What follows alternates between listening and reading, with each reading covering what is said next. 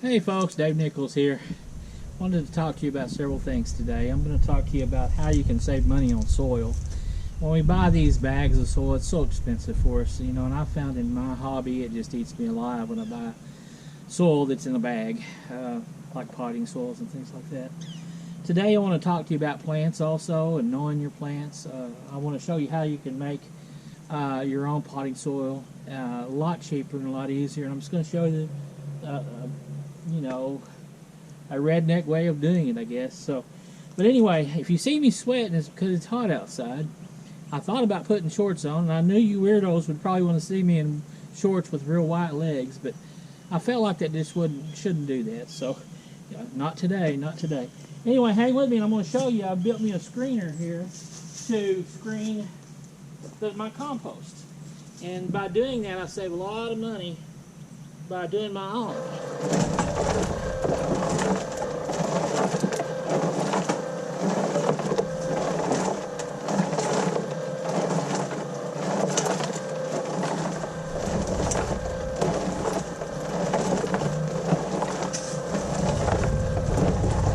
If you see here, the big stuff is coming out in the front, so I just pull it back.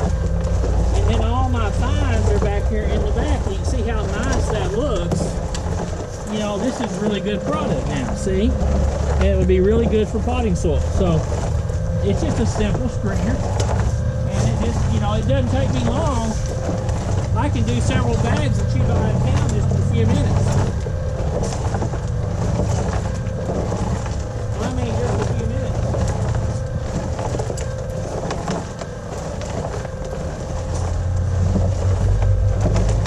And it's really not any work to speak of. You see, I just pull the big stuff back like that. Keep it out of there. And it screens it out for me. I'll get you, pick you up, show you what I'm talking about. Get you over closer where you can see it. But it's a very simple concept. You can see the big stuff that come out, and I can actually run that back through again and probably get more out of it. But you can see it's just a very simple concept. Makes it easier, a lot easier. The bigger stuff goes, you know, is in the middle and just keeps falling out there in the front there. I did put me some legs on there so I could adjust the height to get it where we'll spill out the stuff in the back, the big stuff out of there. But it's really a simple concept. And it's something that you can do. If you're a gardener, this is not even a big deal to you. So stay tuned with me. I'm going to get some plants out. I'm going to get some different soil out. I'm going to get all the different soils and even some potted stuff or bag stuff from town. And we're going to talk about that, talk about your plants and their needs, because you can mix your own and give that plant more what it needs, because each plant has things it likes or doesn't like. If it wants to stay drier or if it wants to be wetter, and you can accommodate it by making your own. So stay tuned.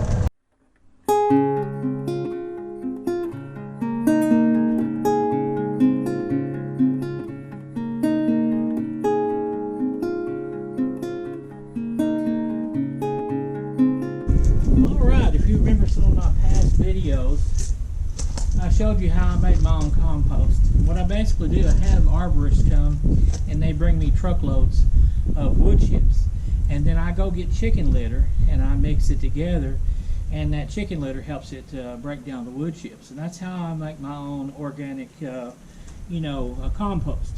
And then just a while ago I showed you that we had that screener that I built, and then I take that compost and I start breaking it down, you know, screening it out to the small or the fines, and you can see that makes a fantastic potting mix. Now I hate endorsing anyone, but I want to show you what I've got here. I've got this product here, and it says it feeds up to 9 months. So that tells you it has to have fertilizer in there if it's going to do that, if it's going to feed. And here's the ratios: 12 nitrogen, potassium, and phosphorus is right here. So you know it's got fertilizer in it. Of course, mine's going to have some fertilizer in it, not as strong, because a lot of the nitrogen was used up when it was breaking down my material. Well, let's go ahead and open this bag here. Like I said, I don't like endorsing a lot of things. I'm sure it's a good product. It says it's a premium. But I'm going to get some of it out and try to put it over here next to my stuff. And I'm going to start mixing mine up and talk to you. There's theirs. Okay, right there. You can see it. Okay? To me, they look very close already. They're not there, but they're close. Mine and theirs is very, very, very close.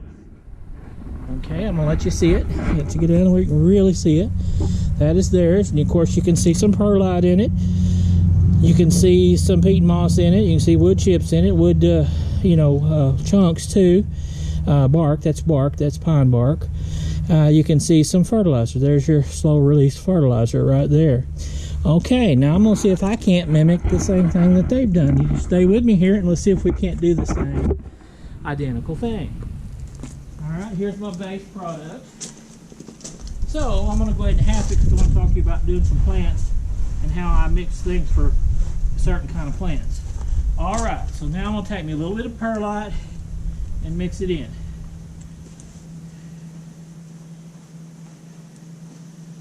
Mix it. Mine's just a little bit more. I got a little bit too much in there, but that'll give you an idea. There's your perlite. I'll put a little more of this in there to make it not look so like there's so much in there. It's very close to theirs. You can see it. There's perlite. Alright. And we can take a little bit of peat moss if you want to do it. I'm not big on peat moss, but I can put just a little bit of peat moss in there if I want to.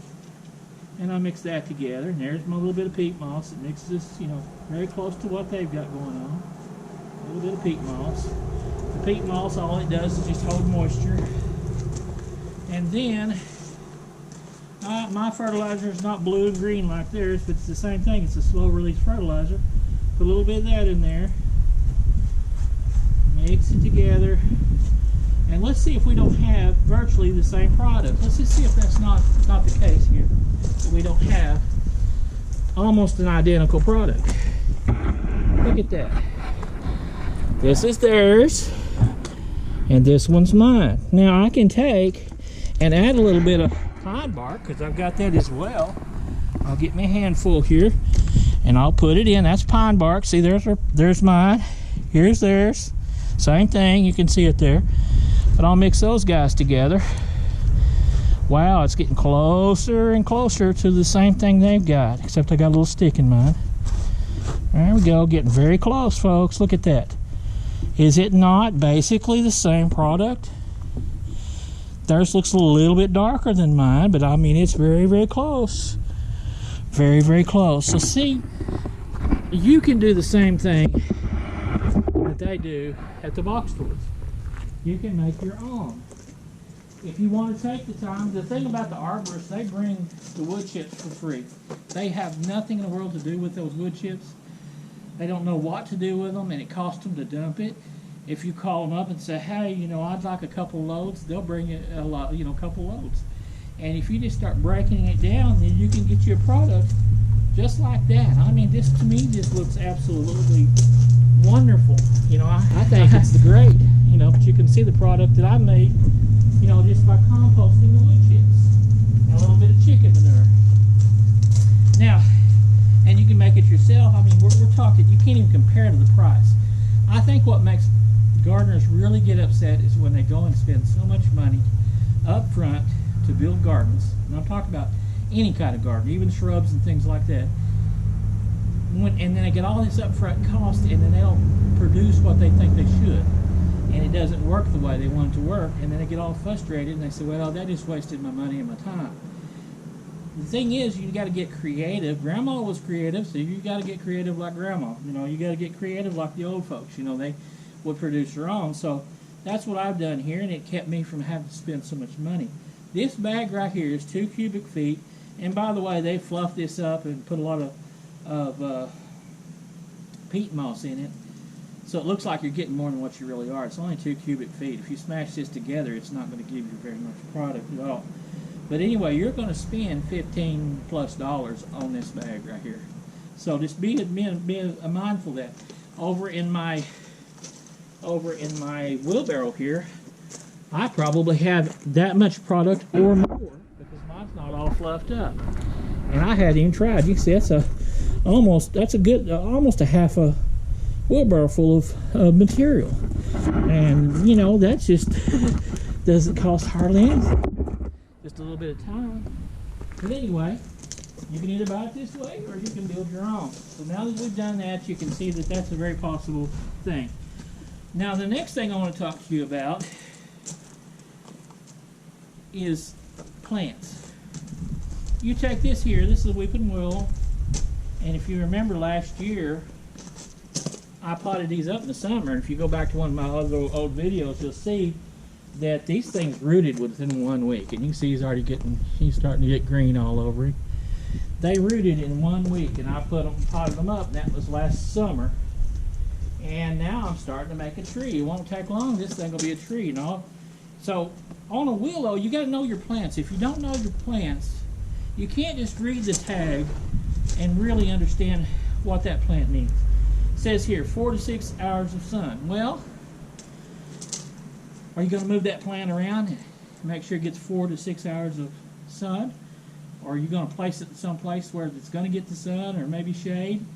So you have to think about what that's saying, and they're not really all that clear about what you need. So if I took this plant and I put it here on the south side of this building, and I'm going to turn you around where you can see, if I take this plant and I put it on the south side of this building, it's going to burn smooth up. I mean, this plant probably would not make it this summer. So I'm going to set him right here. So if I put him right here, and this is sun all the time, that means it's going to be sun here in the mornings, it's going to be sun during the noontime, going to be sun in the late evening. And then that building's going to be so doggone hot. There's so much heat coming off that building, it's going to fry that plant.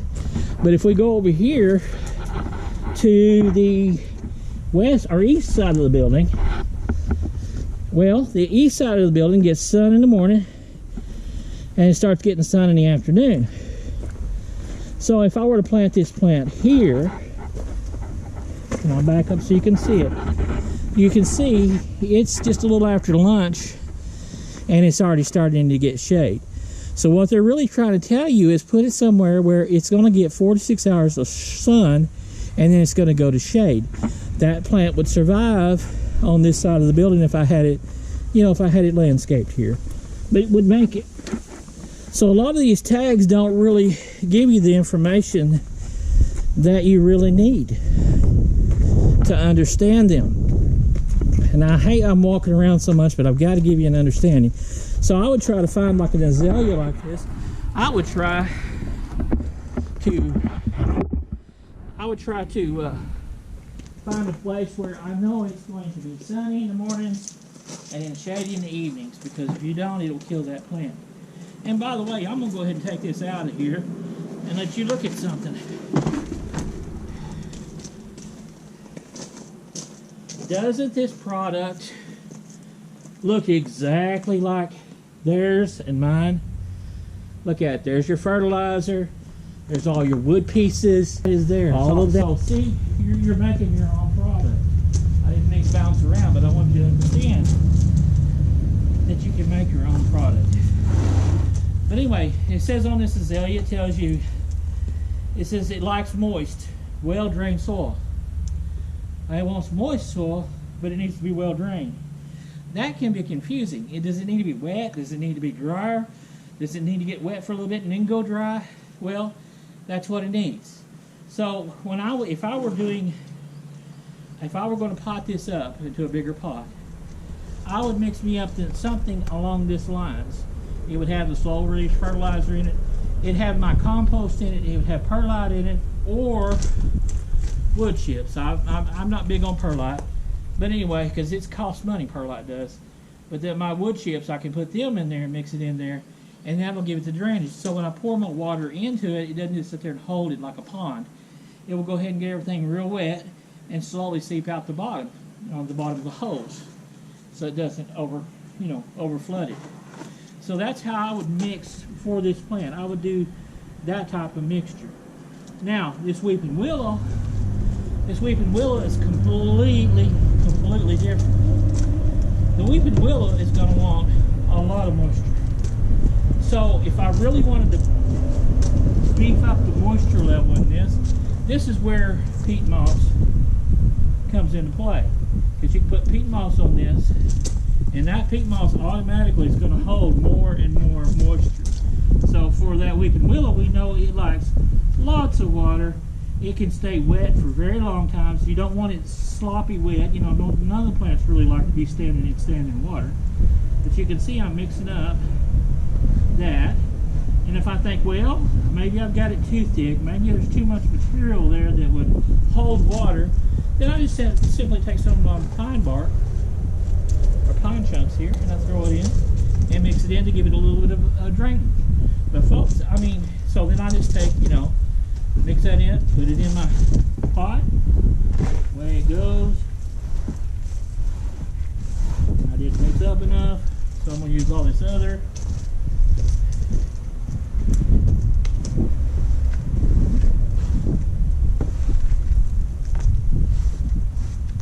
Almost enough there. So now I can take my weeping willow. I want to show you something. It always amazes me. Look how good the roots are. They're all over this thing. Just amazes me. But anyway, that was grown last year. You can see how wet I've got it here. I keep them pretty wet because they really like water. So I can take and put him down in my plot here of my stuff that I made. And unfortunately, I doesn't have enough of it, so I'll get some more right here out of this bag since it's sitting here. And I'm going to fill the rest of the way up. All right, we're getting there. We are getting there. But had I made my own up, I would have just simply filled it up with my stuff. But I didn't have time this afternoon to do that for you. All right, now I've got a potted weeping willow. I'll come to my weeping willow and do one more thing to it. I'm going to cut it back so it'll start bushing out and putting on new limbs. So this one here, I think I'm going to cut it like right here, just above that node. I think I'll come here and cut him somewhere there, and cut him somewhere like that. Maybe clean him up just a little bit right here where he'll die back. Now I've got a weeping willow tree. So now I will water him down really well, and you can see how thick all of this product is now. It's got a lot of moisture holding properties. And you know, with this plant, you want a lot of moisture. I mean, it wants the water. That plant, if you watered it like you do this one, you would kill that plant. It would just root rot. All the roots would rot on it. So you got to know your plants. You got to take your time and know your plants. So then the last thing it tells you the size. Never count on the size. If you got a tree that says it's going to get 10 foot tall, you can about figure if you leave it there a long time, it's a good chance it's going to be, you know, it's going to be 12, 15 foot tall. So just remember, it's not always like that. It says it's zone hardy down to -10, which is zone 6. We are really zone 7 here. I'm going to stick with that. They say they bumped us up this year and said we're zone 8. I'm not going to stick with that. I don't believe that. I think we're zone 7 still. So I'm going to stay with my mindset and go that route. And by the way, I'm going to change over to something real quick. I don't really, you know, promote a lot of things, but we're right in the spring. We're right in the beginning of spring. It's the end of February. It's starting to get a little warmer. We're not there. We're going to have some cold spells. But I would get, at this time of year, as far as fertilizing goes, either do a slow release like I just showed you, or get you some organic fertilizer. And see, by the way, you know, if you know anything about azaleas, that you know that they want a acidic soil.